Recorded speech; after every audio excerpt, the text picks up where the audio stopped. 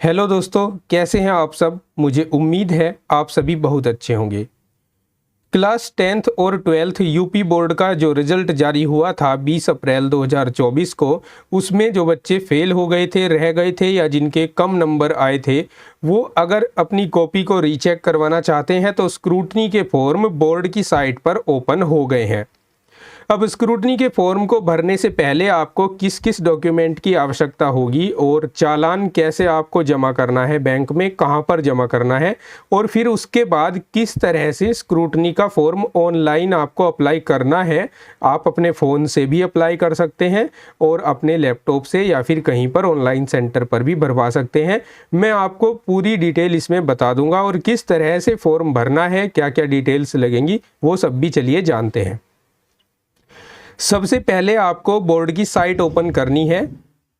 कुछ भी करने से पहले आपको सबसे पहले यही काम करना है, अपने गूगल पर जाना है। आप अपने फ़ोन से भी इस काम को कर सकते हैं। वहाँ UPMSP लिखना है और एंटर कर देना है। यहाँ सबसे ऊपर आपको एक लिंक मिलेगा जिसमें उत्तर प्रदेश माध्यमिक शिक्षा परिषद UPMSP लिखा हुआ मिलेगा। आप इसको क्लिक करेंगे। क्योंकि साइट पर अभी काफ़ी लोड है तो साइट कुछ धीमी चल रही है, लेकिन कुछ सेकंड्स के बाद ये खुल जाएगी। यहाँ के बाद सबसे पहले ये संदेश के नीचे, यहाँ आप देख रहे हो जहाँ पर संदेश लिखा हुआ है, संदेश के ठीक नीचे आपको यहाँ एक ब्लू कलर में एक लाइन मिलेगी और उसमें लिखा होगा हाई स्कूल इंटरमीडिएट परीक्षाओं की संनिरीक्षा स्क्रूटनी के लिए ऑनलाइन आवेदन। तो आपको इसे क्लिक करना है।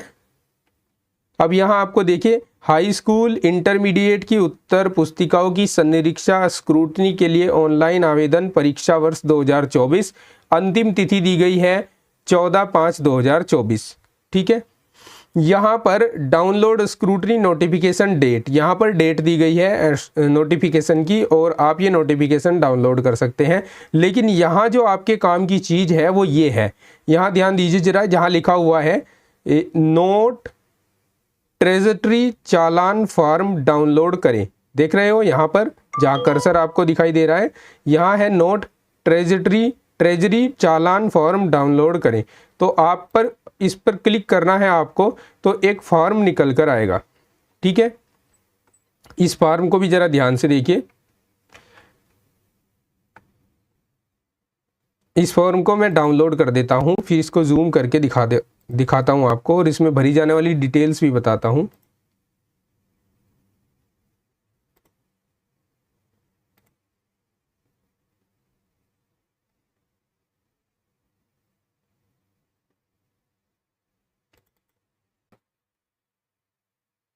ये देखिए फॉर्म आपके सामने है।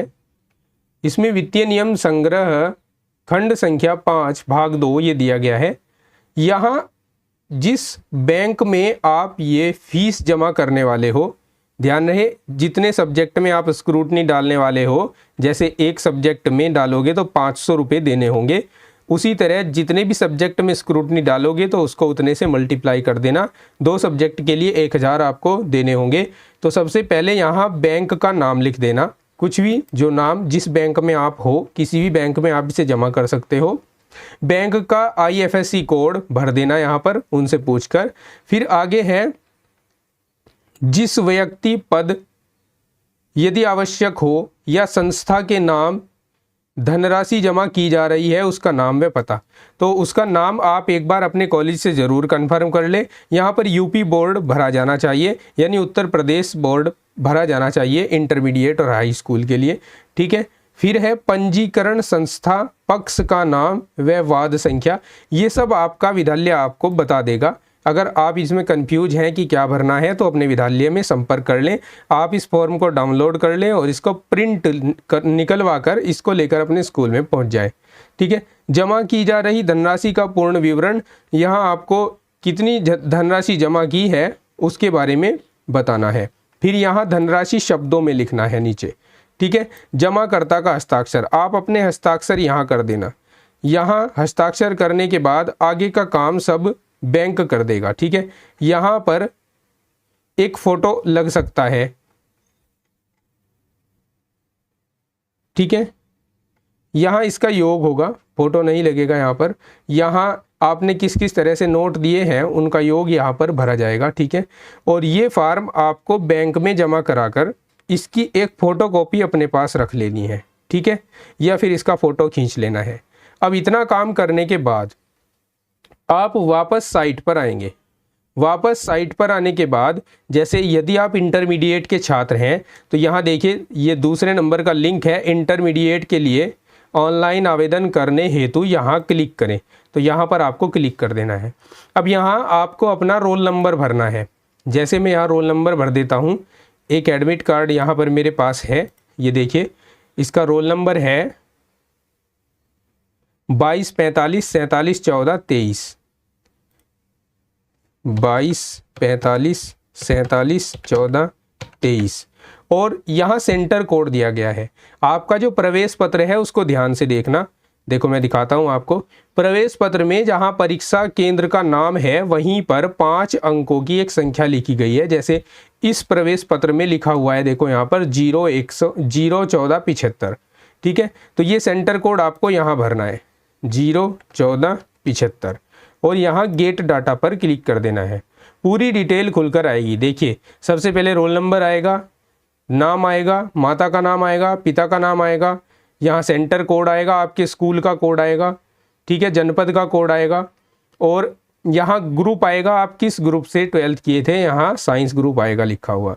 फिर यहाँ पर जिन जिन विषयों में आप स्क्रूटनी डालना चाहते हैं उनके सामने ये बॉक्स बने हुए हैं। जिस जिस विषय में आप स्क्रूटनी डालना चाह रहे हैं उसको आप टिक करेंगे। देखो जैसे अगर आप एक सब्जेक्ट को टिक करते हो तो यहाँ नीचे देखिए संनिरीक्षा शुल्क में यहाँ 500 रुपये लिखा हुआ आ जाएगा। ये देख सकते हैं यहाँ पर, यहाँ 500 लिखा हुआ आ जाएगा। ओके, अब मान लिया आपको फिजिक्स और मैथ में करानी है तो 1000 रुपये, और यहाँ पर अगर तीनों में करानी है, केमिस्ट्री में भी करानी है तो 1500, और अगर प्रैक्टिकल में करानी है तो 500 अलग से लगेंगे, ठीक है। तो ये काम आपको मान लीजिए इस बच्चे को मान लीजिए फिजिक्स में कराना है या मैथमेटिक्स में कराना है तो 500 रुपये इसके हो गए। अब जितने में पहले ही आपको तय करना होगा कि कितने सब्जेक्ट में करानी है, और उसी हिसाब से आपको बैंक में फीस पहले ही जमा करके आनी होगी, यहाँ से चालान फॉर्म डाउनलोड करके। अब जैसे ही आप आ जाओगे वो फॉर्म लेकर बैंक से, तो बैंक वाला आपको कुछ डिटेल्स देगा। जैसे जमा की गई धनराशि आप भर दोगे, यहाँ मैंने भर दिया 500 रुपये। चालान संख्या जो बैंक वाला आपको देगा वो चालान संख्या यहाँ भर देना, ठीक है। फिर ट्रेजरी शुल्क जमा करने की तिथि, जिस दिन भी आप चालान जमा करेंगे वो जो चालान आपको देगा, फोटोकॉपी देगा, उसका यहाँ पर आपको नंबर, आपकी डेट भर देनी है। जैसे आज डेट 25 है तो आपने भर दिया 25/4/2024, ठीक है, 24।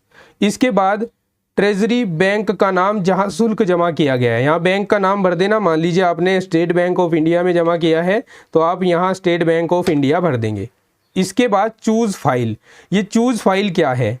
ये जो चालान का फ़ोटो आपने खींचा है वो JPG या JPEG फॉर्मेट में खींचना है, और उसका जो साइज है वो 100 KB से 1 MB के बीच होना चाहिए, ठीक है। अगर आप ऐसे उसको कन्वर्ट नहीं कर पाते हैं तो उसका भी एक तरीका है कि कैमरे से फ़ोटो खींचकर उसका स्क्रीनशॉट ले लीजिए। पहले कैमरे से फ़ोटो खींचिए और फिर उसका स्क्रीनशॉट ले लीजिए, वो 100 KB और 1 MB के बीच का ही हो जाएगा, और उसे यहाँ अपने फ़ोन के माध्यम से ही आप अपलोड कर सकते हैं चूज़ फाइल में ले जाकर, ठीक है। मेरे पास अभी चालान बच्चे का है नहीं तो मैं आपको इसकी पूरी प्रक्रिया दिखाता। यहाँ चूज़ फाइल करने के बाद या सेव स्क्रूटनी एप्लीकेशन पर आपको फिल कर देना है, ठीक है। इसके बाद ये प्रिंट यहाँ से निकलेगा, वो प्रिंट निकाल कर संभाल कर रख लेना है। आपकी कॉपी की जब भी जांच हो जाएगी तो बोर्ड की साइट पर दोबारा लिंक होगा, यानी सब जो आवेदन आएंगे उन सब की कॉपी की जांच करके रीचेकिंग करके बोर्ड जो भी रिजल्ट होगा उसको फिर से लिंक के माध्यम से इस साइट पर शो करेगा, और आप वहाँ पर फिर से अपना रोल नंबर डालकर उसको रिजल्ट को चेक कर सकते हैं कि आपके कितने नंबर बढ़े हैं, ठीक है। उम्मीद है ये वीडियो आपके लिए हेल्पफुल रहा होगा। इसी तरह की जो कंपार्टमेंट परीक्षा है उसका भी लिंक जल्दी आने वाला है, और जैसे ही उसका लिंक आएगा और फॉर्म फिल होंगे तो मैं तुरंत आपको वीडियो के माध्यम से बता दूंगा। तो चैनल से जुड़े रहिए ताकि जानकारी आप तक जाती रहे। चलिए मिलता हूँ आपको नेक्स्ट वीडियो में, तब तक के लिए take care, bye bye, have a nice day.